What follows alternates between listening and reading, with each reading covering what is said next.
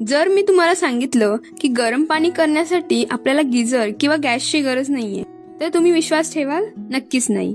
पण हो, हे खरं आहे. आज मी आली आहे एका अशा ठिकाणी जिथे पाणी आपोआप गरम होतं. समोर दिसणारा धूर हा गरम पाण्याचा आहे. काय निसर्गाची जादू आहे बघा.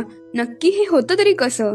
तर पृथ्वीच्या आतमध्ये खूप खोलवर गरम लावा म्हणजेच गरम खडक असतात.